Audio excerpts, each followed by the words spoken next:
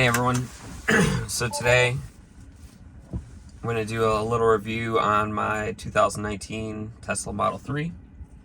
It's the dual motor, long range, all-wheel drive. Just wanted to give a recap of the past 60,000 miles of the car, some of the things that I like about it, some of the things I don't like about it, and hopefully it helps somebody, make a decision whether this is the right car for them or their family. So some of the things that have been good, the car's been super reliable. Haven't really had any issues, haven't really ever had to, get the car towed or anything like that. So it's always gotten me to where we've wanted to go. For me, I drive a lot. I drive on average between 150 to 200 miles a day. So instead of having to stop at a gas station every other day with a car, I now just charge the car while I'm sleeping. I plug it into my garage, go to sleep, wake up, I got a full charge. So a lot of people don't realize that, but that's a huge convenience. It's just one less stop I have to do during the day. I'm not stopping at gas stations and getting junk food or soda or anything like that from there. So to me, that's a big advantage of a Tesla and being able to charge at home. As far as road tripping with the car goes, I've gone 10-hour trips, 12-hour trips, and the supercharging is always fantastic. There's never been a spot where I think that I'm going to run out of a charge, or where I'm really worried. I will say at first, when I first got the car, it's something that I kept an eye on. It's something that, I looked at all the time. But once I realized that it's very similar to a gas car, that once you're on E, and you know how much you can go until you're on E, you just don't worry about it. I drove the car hard all the time.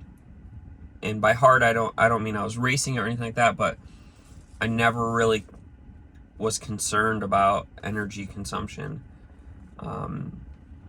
So that's another great thing about it, is the power. Even though it's not the performance, almost everybody that rides in the car says that it is extremely quick. On average, they run like a long-range all-wheel drive will run in the low 12s without the acceleration boost, high 11s with the acceleration boost. For me, I never did the acceleration boost because for the cost, I just didn't see the value in the 0 to 60 time improvement. It's quick enough for what it is, and I think if you want it to be even quicker, then just get the performance. But beyond, the performance aspect of it, I just don't think that you can really get a better value of the car for what you're paying for the Model 3. Let's see what else I had here. Downsides. Really the only downside to me that I had is I had to get the upper control arms replaced. And to do that, I had to drive to a Tesla service station. They didn't come out to me. I didn't have any choice to have them come out to me. And I have two of them that are both about an hour away. So it was a little bit inconvenient in the aspect that I had to drive down there, get a loaner car, and realistically stay in the area while I was waiting for it to get fixed. So I would say that that's really the only downside to it.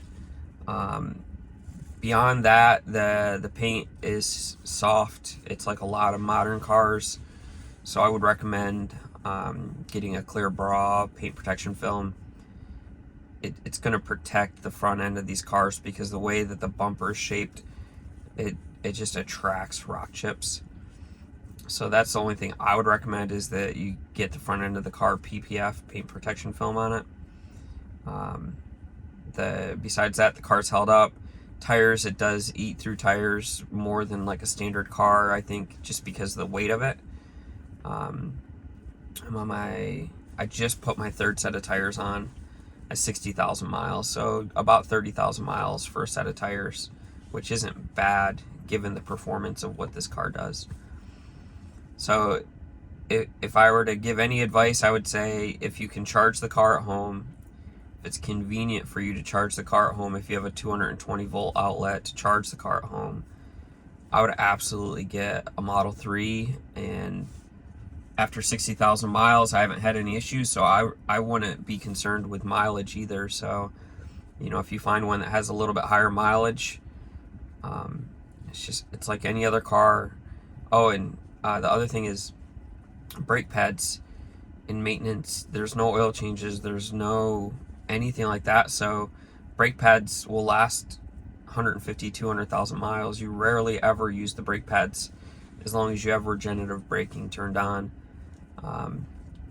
So if you have any questions, shoot it down in the comments, and I'll actually be selling this car today, and hopefully we'll be having a new Tesla on the channel here in the next week or so.